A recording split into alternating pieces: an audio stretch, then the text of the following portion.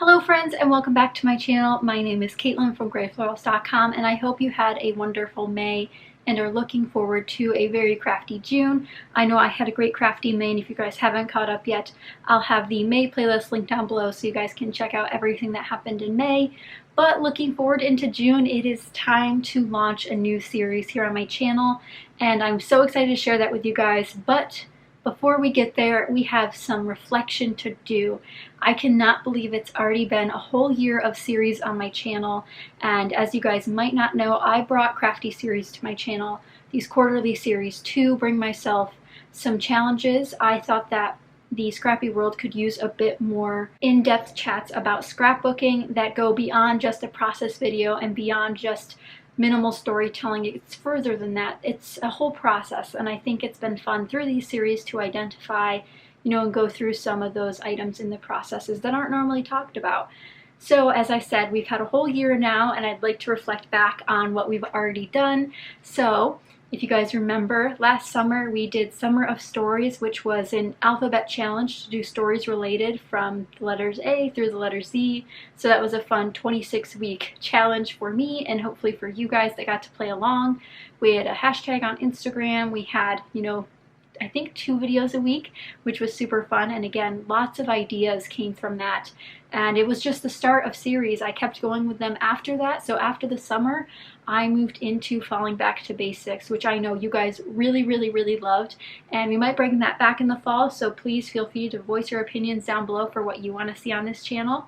But the Falling Back to Basics series was all about the basics. So talking about design basics, go-to designs for layouts, and just like the basics of scrapbooking, because sometimes we forget just simple techniques or simple ideas that we could implement on our layouts.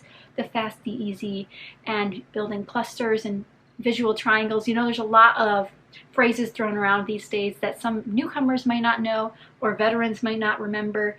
Lots of different things, but I had a lot of fun with that one, going through so many layout shares with you guys and through real examples, because that is where you guys can talk and experiment with your own things with real examples. So that was really, really fun.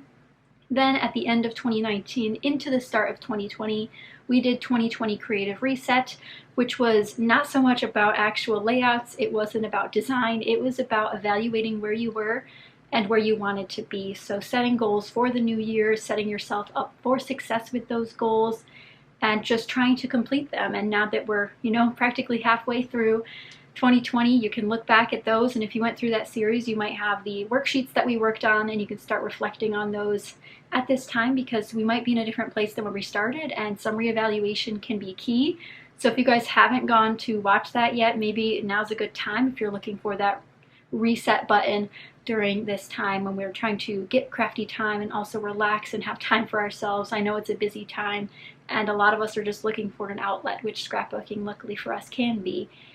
So after that series, we just wrapped up the last series in that full year, which was Craft Your Stash Away. Craft Your Stash Away was something I had been planning for a long time, and it was more so a personal challenge than an open series to you guys, but I think the proven success that I had helped motivate some of you to have success with yours, and we focused on a new project each month, and I finished all 3 of the projects I set out to complete, which was a surprise for some of them. I really didn't think I would, but sometimes you just cross the finish line even when you think you wouldn't, and it was really, really fun to share those ideas and tips with you along the way for working on specific projects or partial parts of a specific project, because sometimes taking a full bite is too much to bear and too much to chew at once. So taking them into segments can be really helpful and pinpoint that focus for your scrapbooking needs.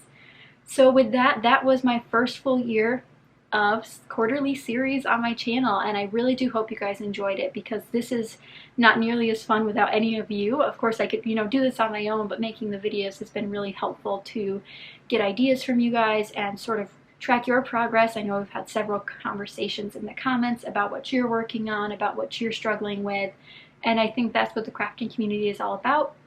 And again, I do really, really hope you enjoyed them.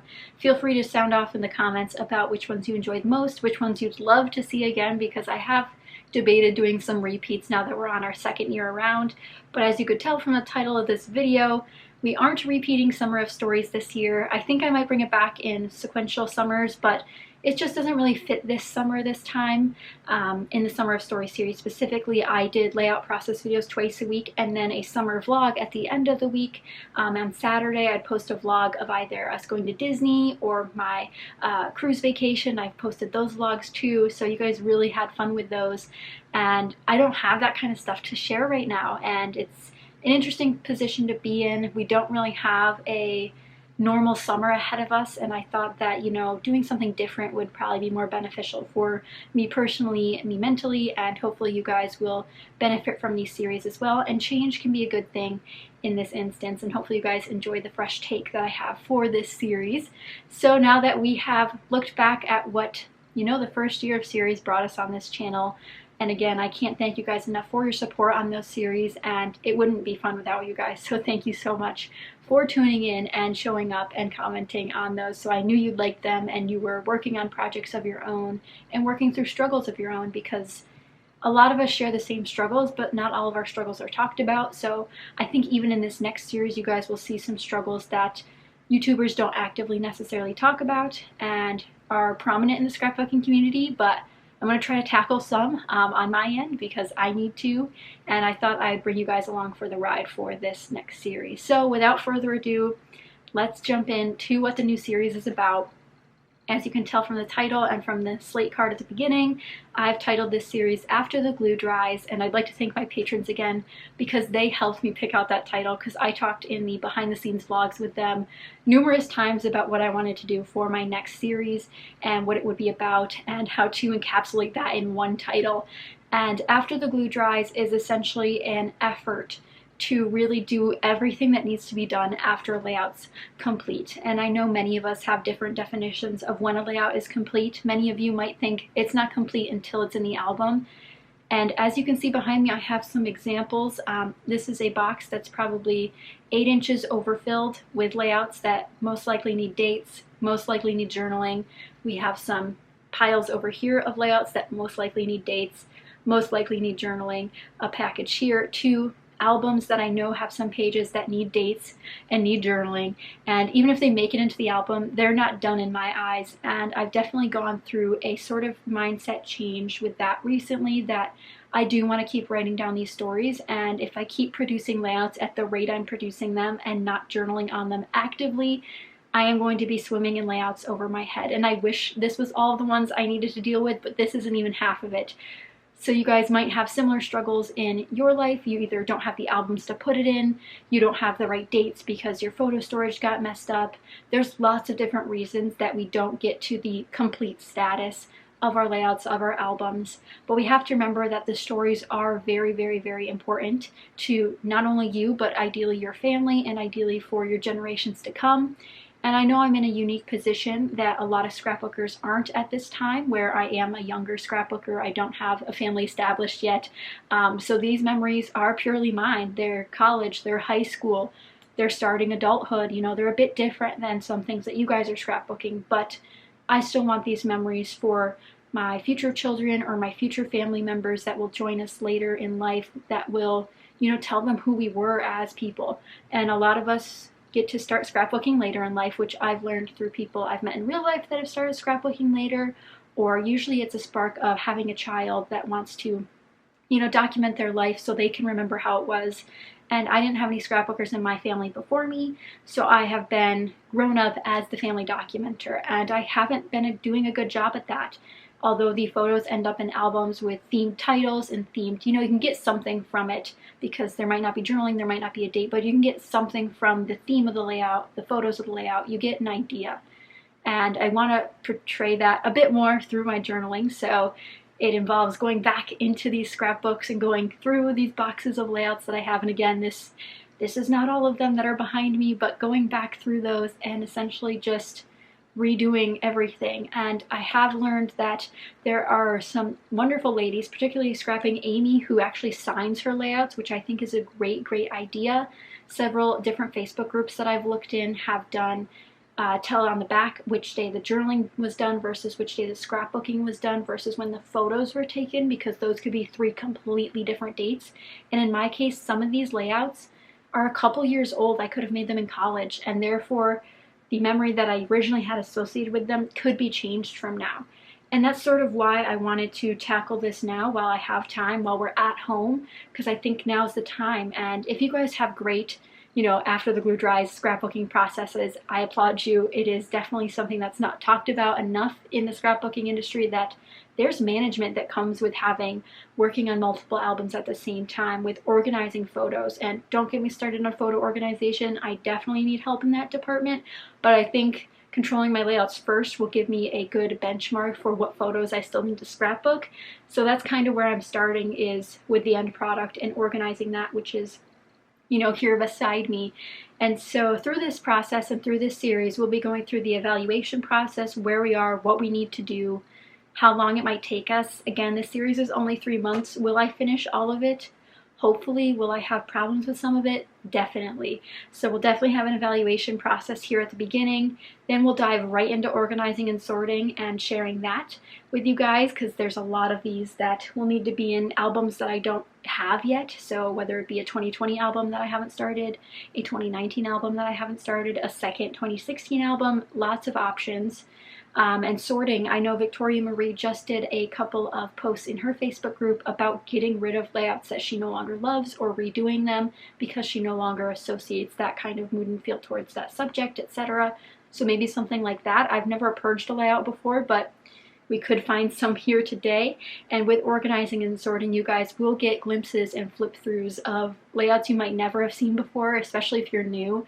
I've been on YouTube for 10 years, so that means we've got a lot to go through, guys, that you guys might not have seen before. And scrapbooking has definitely been a part of my life for a very long time.